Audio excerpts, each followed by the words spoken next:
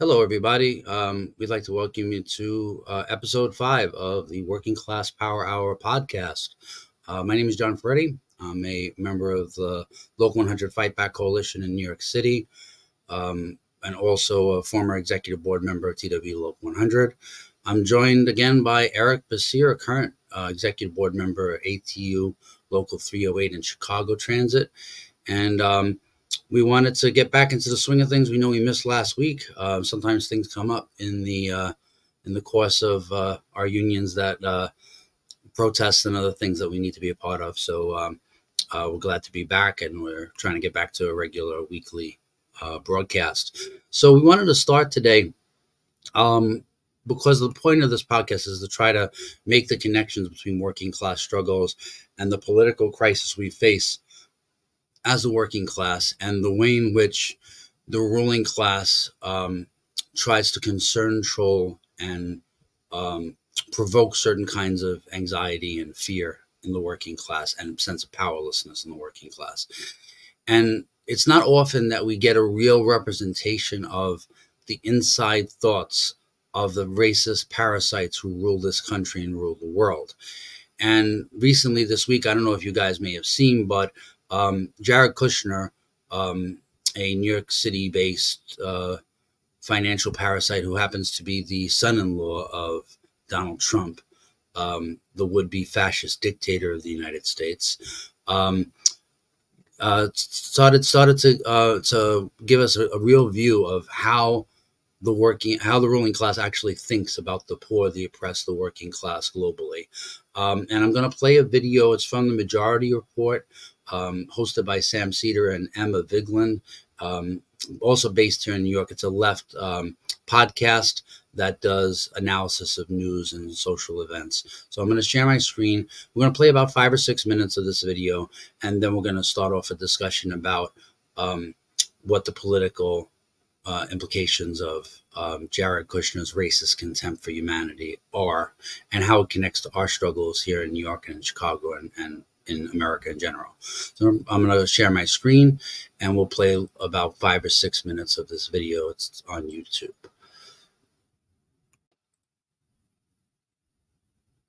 I can't really describe the level of anger that I was feeling when I first saw this. I'll be honest here. This is an interview at Harvard, at the Harvard's Kennedy School. Jared Kushner, who, as you know, is Donald Trump's son-in-law, but also was a special advisor to the president, worked on for, I guess it was like 15 minutes at the beginning of the Trump's term, solving the Israel-Palestine crisis. That's where it started out. Then it just moved on to him making a deal with the Saudis to finance his buildings and debt, and then also to deliver to the Saudis a framework for a mutual recognition with Israel, which ultimately sidelined any of the Palestinian interests. And many scholars and experts believe that was at least a significant part of the motivation for Hamas's attack on October 7th. Didn't even gesture at the Palestinians, just pretended they didn't exist. Just pretended they didn't exist, and hoping that they would eventually just go away. Here in this interview from February 15th, from a video that was posted to YouTube by the Middle East Initiative at Harvard, here he is expressing a similar sentiment about them just going away. Syria, when there's refugees, Turkey took them, Europe took them, Jordan took them. For whatever reason, here in Gaza, there's refugees from the fighting, from an offensive attack that was staged from Gaza. Israel's going in to do, a long-term deterrence mission.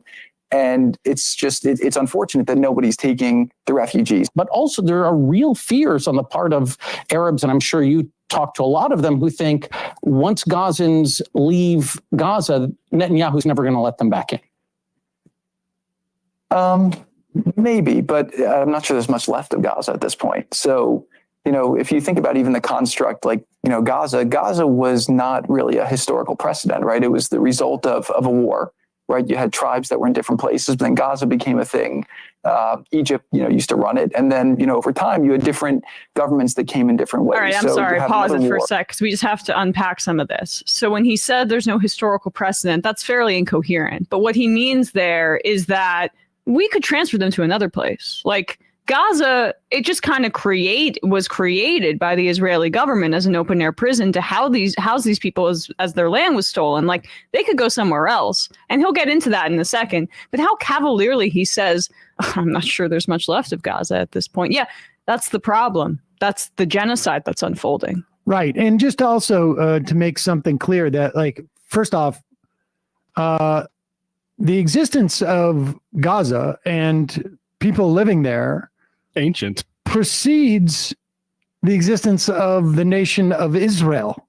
We should just say. You know who also precedes the nation of Israel? Joe Biden, older than the state of Israel. Okay. Gaza is mentioned in Samson takes place in Gaza.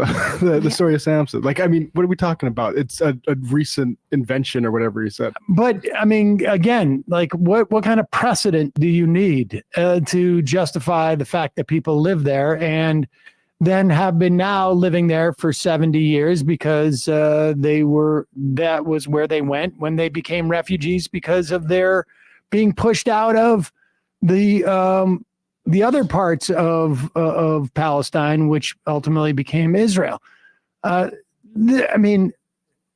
Psychopath. But go back a little bit, and so we can bask in this. Right, you had tribes that were in different places, but then Gaza became a thing. Egypt, used to run it, and then over time you had different governments that came in different ways. So you have another war. Usually when wars happen, borders are changed historically over time.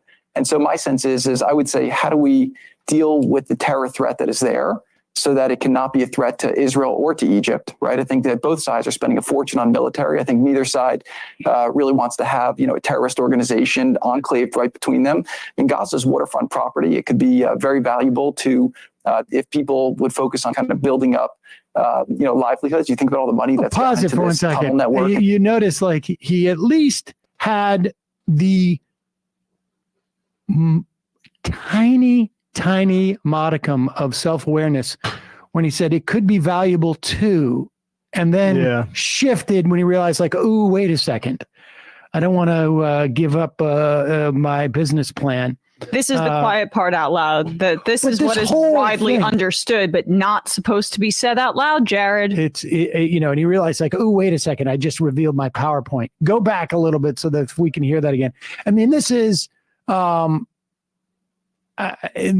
of this should be in any way surprising, but what is think of the level of how much of a sociopath you would have to be.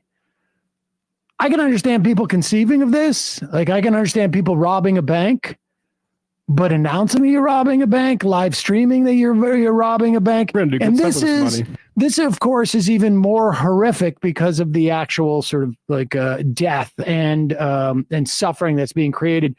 But this guy is so oblivious, so sociopathic that he's actually saying this stuff out loud at this time. Like the flesh of the children that he wants to build his luxury developments on hasn't even fully decomposed off of the bones. So he's not just doesn't want to just build this his real estate development on their skeletons, but on their literal corpses at this point. Okay, I'm going to pause the video here and we'll begin discussing. Let me just get back to the page. Jared Kushner is just yeah, he's a piece of work, isn't he? Yeah, it's just so disgusting. He's saying it's a Gaza became a thing.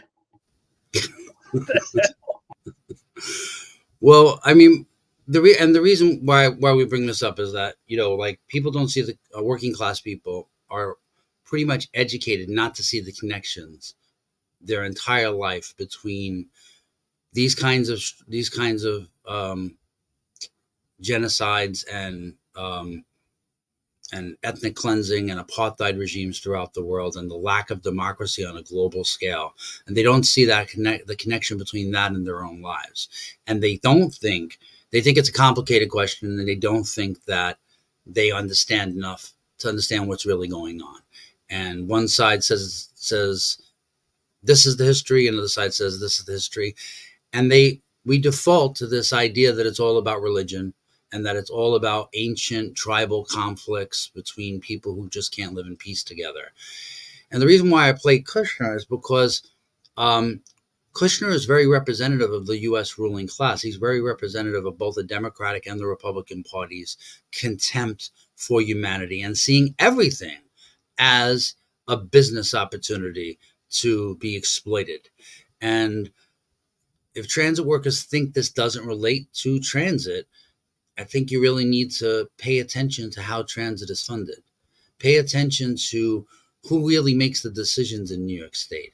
Are they just elected representatives, or are they mostly unelected financial parasite scumbags who create all of the crises that we face on an everyday basis? Their decision making, the budgetary decisions they make, the funding decisions they make the horrors we face on an everyday basis in transit inevitable. When you finance a public service like public transit on anywhere from 43 to 50 something $billion of bond debt to Wall Street parasites that pay no taxes in this city, state, or country and haven't for decades, that means that in order to pay that debt at huge amounts of interest that none of us are getting, none of us will ever see, it means that services have to be cut. It means that funding gets starved for the things that we actually need. And then when there's a crisis, what is the response of the ruling class? More cops, more repression, more attacks on the most vulnerable in society, more attacks on those who can't afford to pay the fare. And they equate not being able to pay the fare, being poor, or for whatever reason not paying the fare, with violent crime. And so they target the most vulnerable in society, those who are not actually the cause of the majority of the problems we face, with being the culprits of our suffering. And we have to be very careful about about taking in that toxic brew of hateful anti-worker ideology that provides no solutions for the problems that we face. And we're not going to get any solutions unless we challenge the right of parasites like Jared Kushner to decide how the world is renovated in their own image. Eric, I wanted to let you. Yeah, and you'll notice the way he speaks, that same smugness is what we hear and what we're indoctrinated with when we say, oh, people don't want to work these days. Yeah. This generation is lazy. It's the same thing, been going on over a century. Just wanted to put that out there. Yeah, absolutely. Also, I wanted to actually show some of the proof of the claims that I'm making regarding the funding of the funding in New York City transit system. I'm trying to find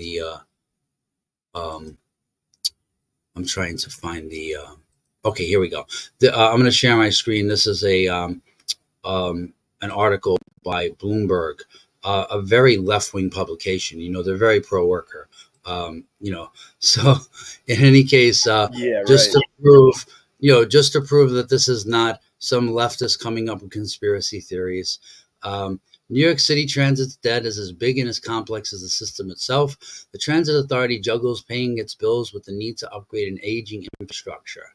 And you see water pouring out of the ceiling every time it rains. I mean, most transit workers know, we're flooded before the rain hits the ground. That's how terrible our public infrastructure is. And so here it says, New York City's public transit system carries two vulnerable debts. The first is a traditional kind of liability that shows up on a balance sheet, some $47 billion, or more than what most U.S. states owe. The second has nothing to do with accounting, but can be measured in aging subway cars, creaking old train sheds, outdated signal systems, and stations vulnerable to flooding as climate change delivers more hazardous weather. The city's rail network is more than 100 years old and needs to be modernized to attract more riders and to keep revenue flowing into the system. So the financial debt, it varies from year to year, but it's never been less than like $43 billion in any time in the last few decades. And that means that when I'm going to stop sharing the screen, when politicians and demagogues like Kathy Hochul and Eric Adams come concerned trolling to you about how much fare evasion costs the New York City transit system every year. They come up with varying numbers, but as recently as this year, it was $700 million a year. $700 million a year. And how much do we pay in terms of bond debt? Well, the debt service alone is $1.3 billion. So it's many more billions of dollars to pay the actual loan. This debt service is just the interest. So if the interest is 4% and the debt service is $1.3 billion every year, you can imagine how much the actual outlay of bond debt payments to parasites is. So where is the real crisis? Is it somebody jumping the turnstile? Is it somebody reason chooses not to pay or can't afford or just can't afford to pay? And then the other question is, where does most of the funding come for the transit system? It actually, the overwhelming majority of the funding comes from the fare box. It comes from additional taxation on working class New Yorkers who already pay transportation taxes as part of their state and federal and city taxes. So this is something we already paid for. We're being taxed again with these fares, and the fare consistently keeps rising to keep up with the demands of these Wall Street parasites to be paid on time. How dare we not pay them on time? How dare we not pay, quote, debt owed to people who pay no taxes on time? Let us not be late. Let's hurry. Let's hurry and destroy the system and destroy our livelihoods, attack our pensions. Tier 6 members. Does this sound familiar? That's what you're paying your extra payments for. That's what you're paying to pay more for a poverty pension for. It's the Jared Kushners of the world. That's who. Is it the person jumping the turnstile who's responsible for that? Or is it scumbags like this racist prick real estate parasite? But you don't get this message from your union leadership, do you? They never, ever talk about where the real crisis comes from. They never, ever talk about taxing the rich. In fact, they laugh at leftists who call for taxing the rich. They mock them and say their head is in the clouds and they don't touch reality. Because this pragmatism is at the root of why we feel so weak, is at the root of why we're so disorganized. Eric, I wanted to let you get in here. Speak. The whole thing with the bonds is it's just a huge scam, because what happens when they say, you know what, let's go ahead and boost the pensions. Let's fund these pensions. Like in Chicago, our pension for Chicago Transit Authority, as of the 2022 annual report, we're 55% funded. They say, oh, you know what? Let's have full-time jobs for all. Let's put everybody that works at the CTA paying into this pension. Let's match it. Let's get it up to 100% funding, 90% funding. What's going to happen? The bond companies are going to go, the ratings are going to go down. Yeah. The sales, it's going to affect the sales, right? You know, it's disgusting, this process. Yeah. And transit workers, if you don't think that this is an ever-present threat that's stalking us right now, I think you really should be aware of what is being negotiated behind your backs by your union leaders and by state legislator, members of the state legislature, the state senate, and the state assembly. And also being approved by crackpot supposed opportunists within our own union who think that they could go to Albany and negotiate on our behalf when they've never been elected to any position of power. I wouldn't let the morons who currently lead our unions negotiate behind our backs with no consent of the membership about our livelihood and our future when we're on a fixed income and we retire from the brutal conditions we face here in New York City Transit. So I'm going to share my screen, and we're going to look at the bill that is currently, the quote reform bill that is currently being discussed in Albany. All right, so the screen. Okay, so you'll see on the screen, this is from the New York State Senate Bill S 8757. Okay, now this bill is they pretend this bill is sponsored by James Sanders and Ewan Chu, and they pretend that, or at least the oppositionists within our union and other unions pretend that it's a reduction of the contribution to 3%, which it's not. If you look at the details of the bill, it's not capping contributions at 3% a year as we've been told. They are capping contributions at 3% only after they rob you for the first 10 years in the pension system. And then you will only get a 3% contribution to your pension if you make $75,000 or less. Well, transit workers, let me ask you, after 10 years, do you know anybody in the transit system that's making less than $75,000 before taxes? Because I don't know too many people. And those who are in that situation, that's something they shouldn't be paying anything into the pension if they're making poverty wages like that. So then the proposal is for a 4% contribution for wages between $75,000 and $100,000. And just for perspective, that's double what Tier 4 members pay. And the 5% for wages above $100,000. So it's still the same. The more you make, the more they take, and capping and there's nothing done about the cap in terms of overtime, except the bullshit proposal that was passed 2 years, I believe a year and a half ago, that only that was supposed to give us refunds. Many members never even got those refunds, and the funding is only there for 2 years.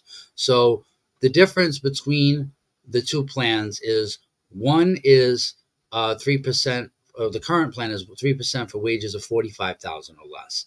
Then it's 3.5% for wages between $45,000 and $55,000, and 4.5% for greater than $55,000 but not more than $75,000. And it's 5.75% for those greater than 75% but not more than $100,000, and 6% for those greater than $100,000. So this is the reform. This is not.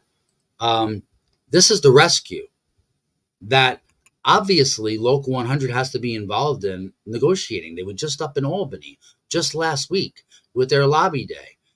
Did they come back to you and tell you what's being discussed behind your backs? Did they tell you what they think is fair? Did they ask you what you think is fair? Was there a mass membership meeting to discuss what we should be demanding in terms of Tier 6 reform?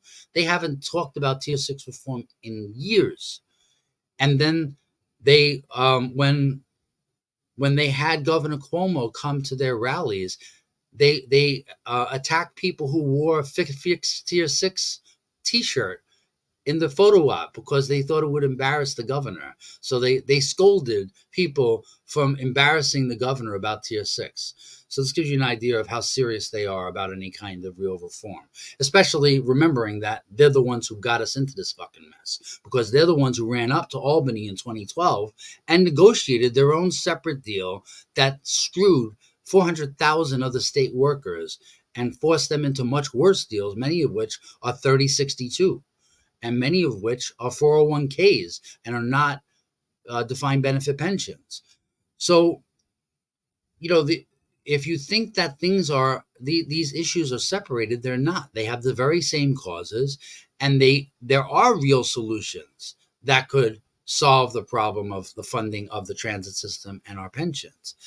But it's only going to happen when we remove these parasites and their ability to feed off of our productivity, put us in early graves, short staff us, force us to work overtime, and ultimately pave the path for our own destruction for their profits. Unless you have a union that is committed to exposing that and to fighting a class-wide fight to demand the funding for the services that we need, nothing is going to change. And it doesn't matter which leaders we elect.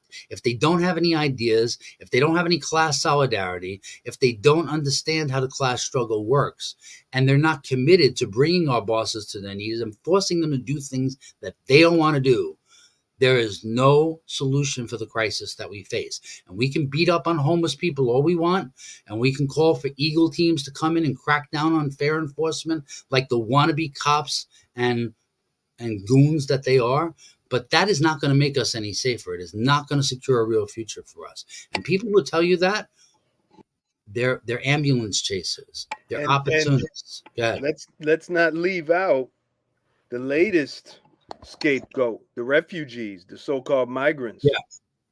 Yeah. They got us. They're taking money from us. They're going to take our jobs. They got work permits and guns.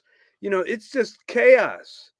And now we have almost a $1 billion budget for so-called defense spending.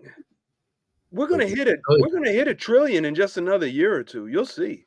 Yeah. No, I think it already is trillions. But because they're giving Israel alone like $4 trillion. It's crazy. But in any case, I also wanted to talk about what Jared Kushner is not the only one who has grand plans for the renovation of our lives and our cities to make more playgrounds for the rich. I don't know if people have seen this, but I seen a Facebook reel that talks about how they have big plans for Hudson Yard. Hudson Yard, all these buildings they built, all these luxury real estate projects, half of them are empty. The place is abandoned during COVID. People were committing suicide in this publicly in the streets on like some of these tourist attractions that they created there. It's been a huge boondoggle, and it's been a huge trough for these pigs to feed at. But they haven't been satisfied yet. They have bigger plans. So let me share my screen and we'll talk about what their plans are for the renovation of New York into an even bigger playground for the rich.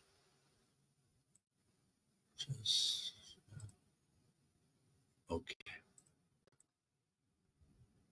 Just revealed plans for a massive 1,200-foot tall casino in New York City. However, before construction can begin, it will first need to win one of the 3 coveted downstate casino licenses. If victorious, this ambitious 2.6 million square foot project would become the anchor of the second phase of Hudson Yards, covering the last exposed section of the West Side Rail Yard. The planned casino complex would feature a 5-story podium containing gaming and resort facilities upon which an 80-story hotel with more than 1,700 rooms would rest.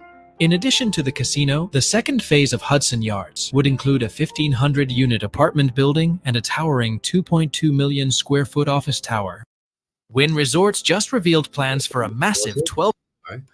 So, just when you think this city can get any more insane about what the priorities are for social investment, the rich come up with even more expensive projects for them to feed like pigs at a trough.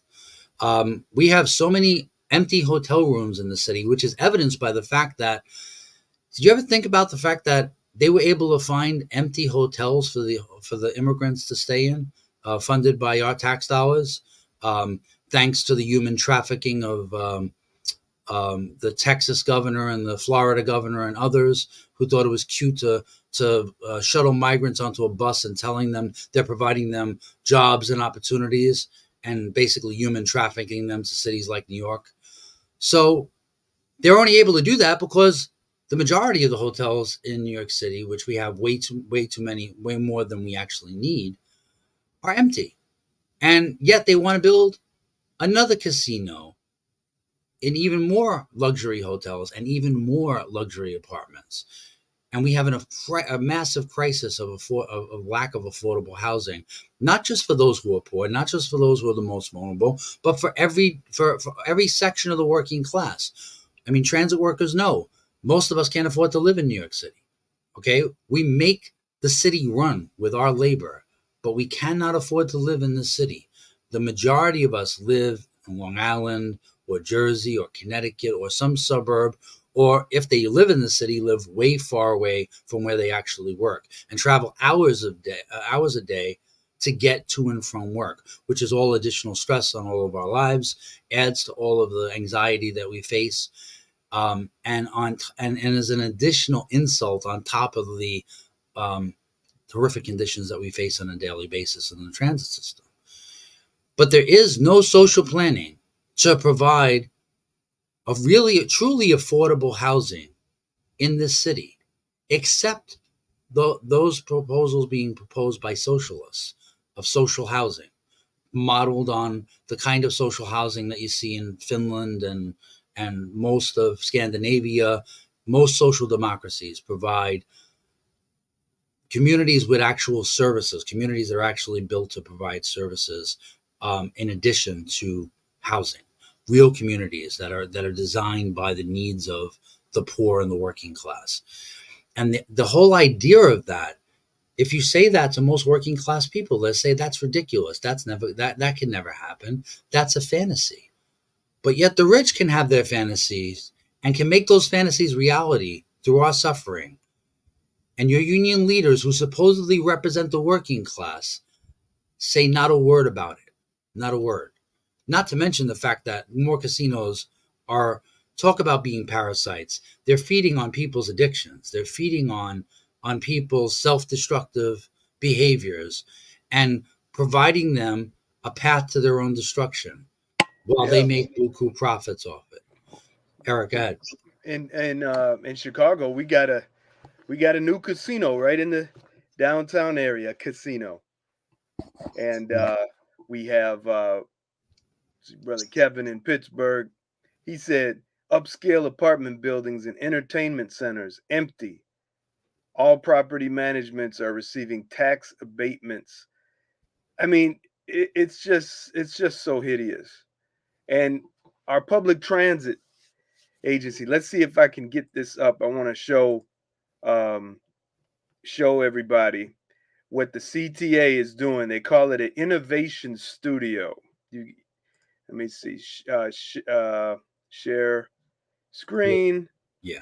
And share screen. And I'm going to select the window. Innovation Studio. Here it is. So this is where they are claiming they got this studio that's centered around testing new and state-of-the-art solutions to help solve issues facing all aspects of our agency and our writers. And at the start of each year, we'll release problem statements through Innovation Studio to solicit solution proposals from external innovators. What is that, right? Right? These sharks, these bloodsuckers that come out with their tech solutions. And I guarantee you, nothing in this is going to be about us. In fact, the only thing about us in here that they mention is something very like we're nobody. Successful pilots. Yeah, here's the corporate speak. With the intent to improve the experience of our riders and increase operational efficiencies for our staff. Yeah. You know what that means, right? Yeah, more work, more productivity. Operational. Yeah. That's not more jobs. That's not funding our pension. That's not higher wages. It means more overtime, lower wages, more part-time jobs. Brothers and sisters, wake up. Don't be silent. And we got to tell our union leadership, no more of these secret deals. Right now, we're supposedly in contract negotiations. John, we haven't received anything.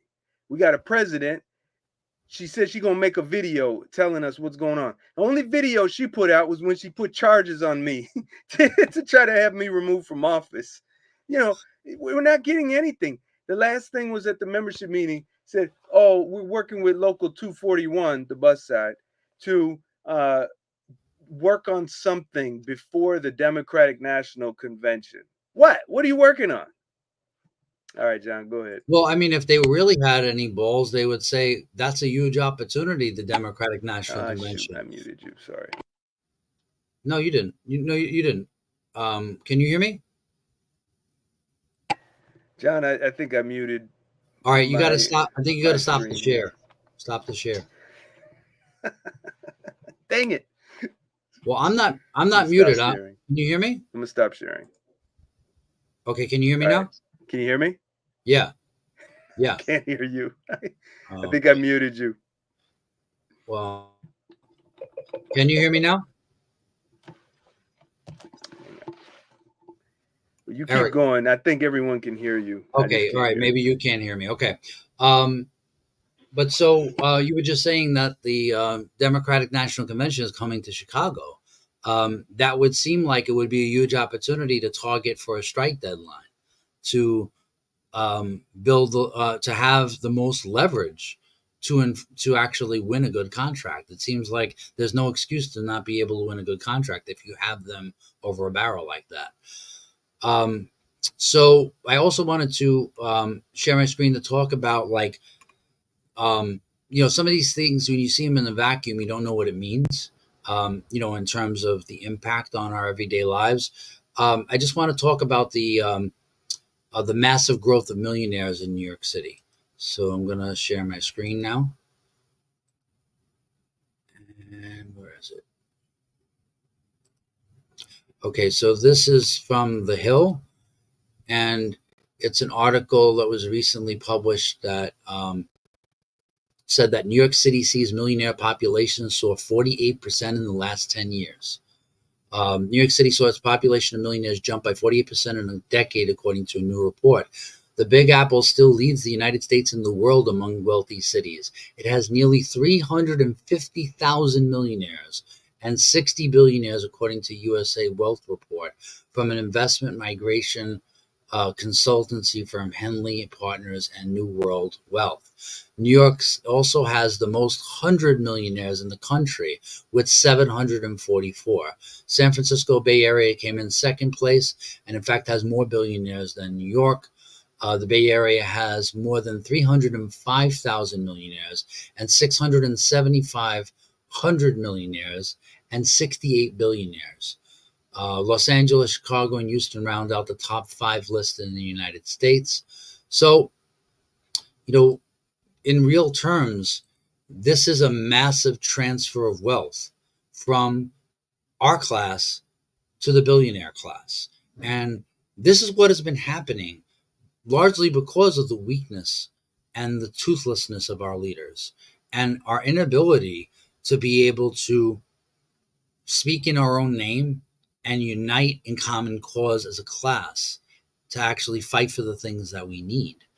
And these are the consequences for our inaction. This is the consequences for our partnership with management, because they would never have been able to do the things that they've done on our backs with our tax dollars if we were mobilized to act in the interest of our class. Because fundamentally, there are 2 great classes in society. There's the ruling class that controls the means of production, and there's the working class that produces everything. And those are the only 2 classes that can run society. It's either us or them. Either we implement our will, or they will implement theirs. And as we see in Gaza, the horrors that have been visited on us in the United States are nothing compared to the future they have in store for the working class on a global scale. Look at the Republic of Congo. Look at what happened in Rwanda and other places. Look at the mass extraction of the raw materials that it takes to keep a capitalist economy working. Foxconn in China. Conditions so horrible that people literally want to jump out the window, that they have to put nets on the windows to prevent workers from jumping to their deaths because the conditions are so horrible. This is the future they have in store for all of us. And Trump and his fascism are just a small manifestation of the contempt, the racist contempt that the ruling class has for us. And the only response to racist contempt has to be defiance, has to be class solidarity, has to be an unwillingness to sacrifice. And unless workers understand that they must be part of the rescue, that there is no rescue coming for us except fascism, that the rescue they have planned for us is not to come to the rescue, it's to exacerbate the blaze that they started, and to take full advantage of every opportunity to do so. Eric, you're back on the live stream. Can you hear me now? Yeah, I was Okay. listening to you on the cell phone, so I'm a little Okay, you didn't behind a miss couple anything. seconds. Okay, good. Yeah. Well, sometimes we got some technical difficulties, but we're back cooking with gas again. So, Eric, I wanted to give you the floor so we can further discuss some of the ideas we've been talking about.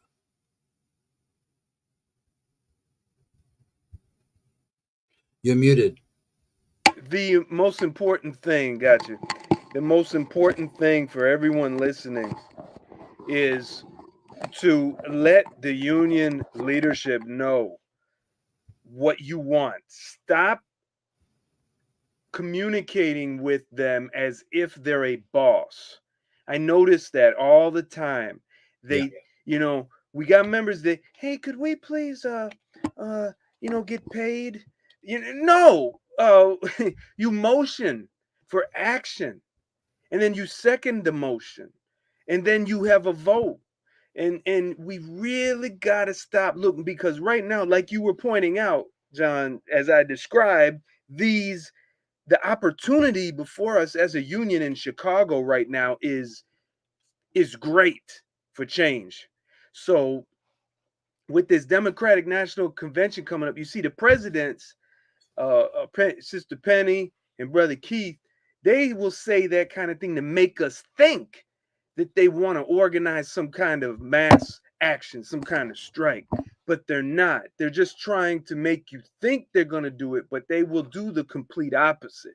So only you, the member, can direct the leadership to help facilitate this.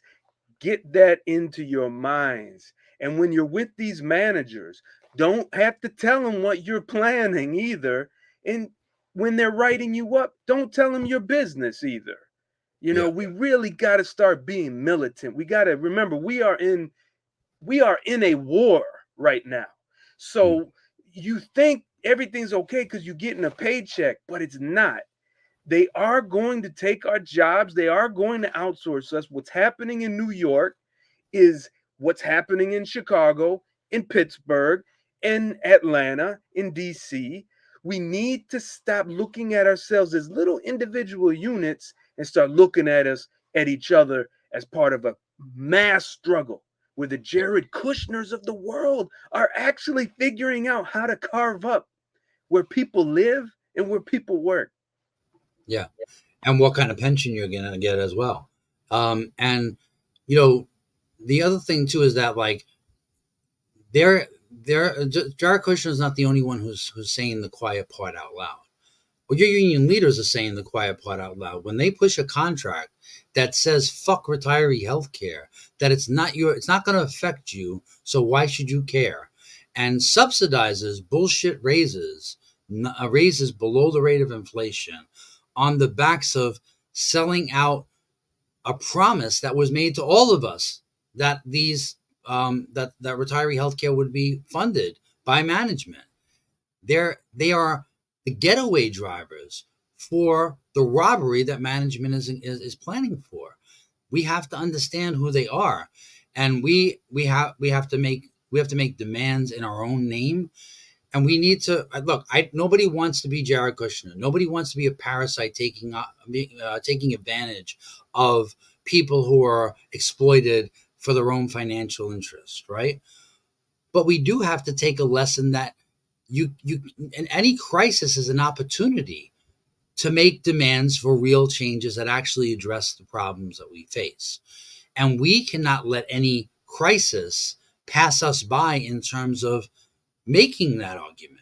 in terms of exposing exactly who's responsible for mass suffering, societal collapse. Because if we don't, and this is the problem that the left has in overall, is that the left is silent about what the solutions are that actually can address these problems. And because the left doesn't have an answer, and because what we think of as the left, the Democratic Party, actually is a sock puppet of the billionaire class and constantly pushes the same narrative, it's disorienting to people. It's demobilizing to people. Immigrant workers who voted for Biden because they didn't want Trump because Trump was an anti-immigrant racist are getting Trump's policies because we are not in the streets in our millions the way we once were. There is no credible threat, and they do not fear us. And so it's not that we want to go to war with. It's not the working class wants war. We don't want strikes. We don't want social disorder. They do. And if your enemy is willing to take it there, we need to be able to change the balance of forces, and we need to be able to win these struggles and give ourselves the confidence to actually make demands that transform the world we live in into the kind of world that actually represents our humanity. Because if we don't, unions are going to be a thing of the past. Democracy is going to be a thing of the past. This is all on the order of the day right now in this country. And the next couple of months are going to tell us a whole lot about what the future of this country is going to look like. And they're confusing us by telling us just vote.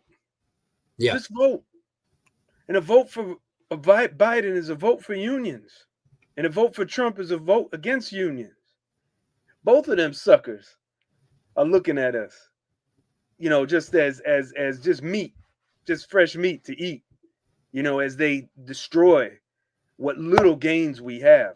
And notice it in business unionism, notice in TWU 100, ATU 308 and 241. What do they tell us every 3 years? Just vote. Just vote. Vote for me. Everything's going to be okay. And then when you do it and you got a problem with the officials, say, well, just vote. Vote someone else in. Vote someone. None of it is get active. Tell the boss to shove it, in a strategic way. The right now at the CTA, it is so bad because we're now, our contract has expired. It is so bad that the managers are telling the workers, don't call the union if you have a problem, and threatening them with suspension. We got one at one of our shops. I told the president, I said, I need to be at this place. Let me off work so I can go and confront this demon. No comment, no response. And the members see this kind of inaction, right? And they say, well, what difference does it make? I don't need a union. And that's what they're telling me. They're like, Brother Eric, we elected you to represent us. Now you can't even represent us. What do we need the union for? We want to decertify. And right now, John, we have one craft in Local 241 that has already filed for decertification. Yeah. And I don't know what they want to replace it with, but I know one thing, they're pissed. Yeah. But it's not this is not a good way to go about making a change, in my opinion. No, it's a terrible way to go about it. I mean, it's very dangerous because with decertification, you can be without a union for up to a year. And if Trump gets elected, you may never have a union again. So, that's what you're putting yourself in the tender mercies of a wannabe fascist. If you do that, it's very dangerous. It is. Local 85, ATU. Also, yeah. Kevin was saying, it's bad. And there is a time, there may be a time where decertification is sound, but we have no organization. We have nothing. We don't even have an alternative union on paper. So, right. my whole thing is with my brothers and sisters, I tell them, you all showed up and destroyed the union bosses, these sellout, these bootlickers. You destroyed their plans to throw me out of office. You did it. So why don't you think you can take over the union? You see? Yeah, exactly. I mean, I also think that it represents a lack of faith in your own ability to organize, and that's not a hopeful strategy of how things can be different. It's actually demoralization. And, don't get me wrong, our union leaders richly deserve to be thrown out of their cushy offices and put back to their tools because of the betrayals that they engaged in. But how you do it matters. You don't just pick up any weapon in a fight and shoot yourself in the face. It's like not paying. It's like publicly attempting to starve your own union by not paying dues. It's self-defeating. It's stupid. It doesn't represent your power. It manifests your powerlessness and your cynicism and your lack of belief. It's In your sad. ability. I don't blame them. I No, I sympathize. know. I'm like, right? We know Yeah, how they feel, right, John? absolutely, You absolutely. and I think about, opting out every day, at least once. So, but I'll have coworkers, brother, they'll come up to me and say, hey, I hate what they're doing, and they doing this, and they're disrespecting you, and they're doing this, and they don't respect me and what I say, and I just opted out. Yeah. I said, you did what? Yeah, that's exactly what the bosses want you to do. Yeah. And then when Right. you go to the union meeting, you have no damn voice. Right. So you can't change nothing.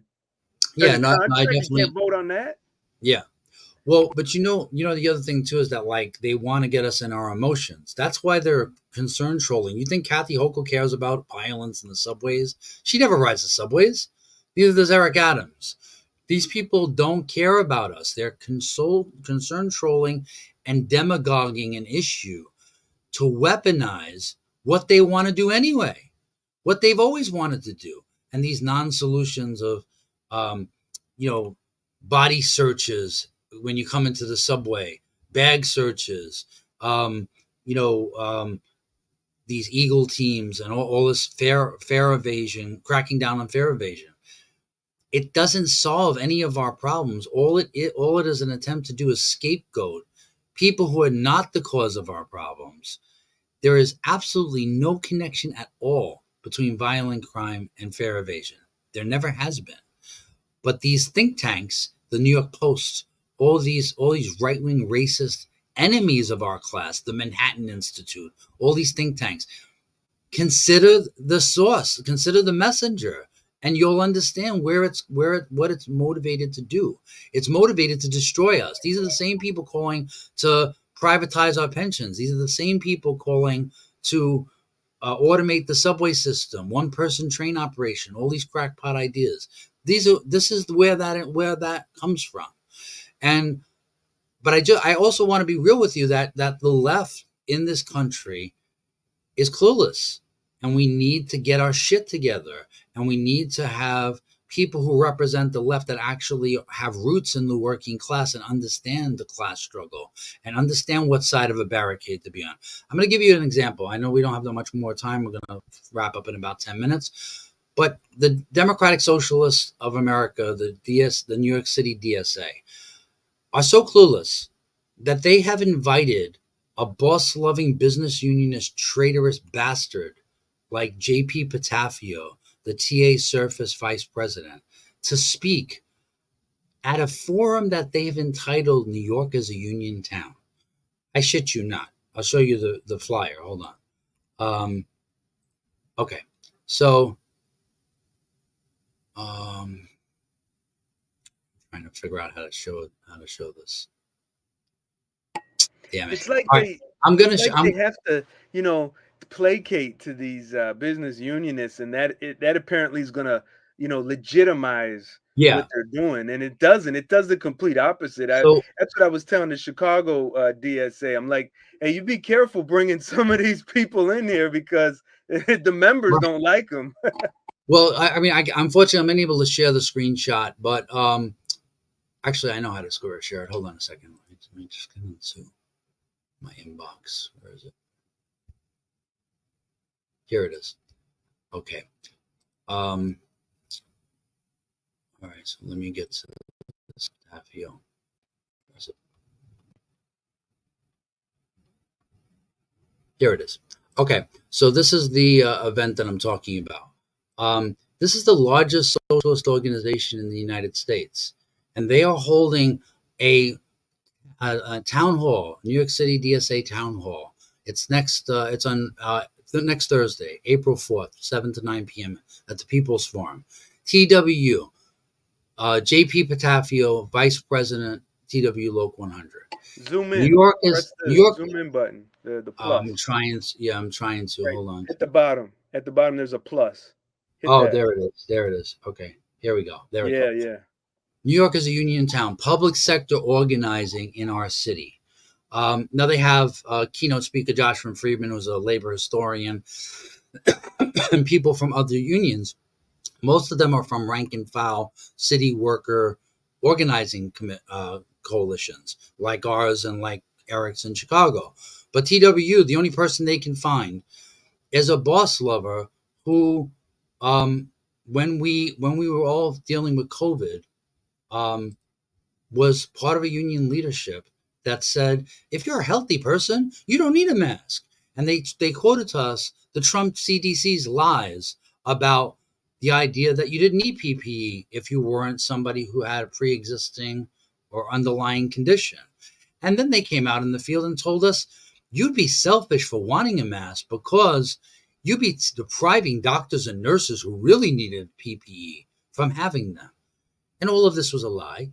The MTA had a stockpile of 6 months supply of all the PPE that we needed, but they didn't want to distribute that PPE because they didn't want to scare us about how really dangerous this pandemic was. And they certainly didn't want us prepared. They wanted us to die. And these were the getaway drivers. These were the accomplices in all of that. They're also the same people who just pushed the retiree healthcare give back, a never-ending attack on our healthcare when we retire. They're also the people who gave us Tier 6. They're also the people who consciously mock all the time the left. Oh, the left is too radical. The left has these crackpot ideas. They don't support Medicare for all. They don't support a Green New Deal. They don't support any kind of nationalization of any industries. They're the ones who also say the subway is safe. They're the ones who say, that Kathy Hochul is going to solve our problems. Like Kathy Hochul has hurt us and is coming to the rescue with National Guard troops. And we have a seat, John. We have a seat at the table. Yes, we have a seat at the table. And so this is who the socialists, the largest socialist organization in this country, are masquerading as if there's some kind of street fighting men and working class heroes. Like they're going to organize. What does JP Patafio ever organize except our surrender? Yet they go out here and they pass him off as if he's some kind of trade union hero. I'm hoping I have higher hopes for the Chicago DSA. I've been watching. I just joined. That's right. I just joined.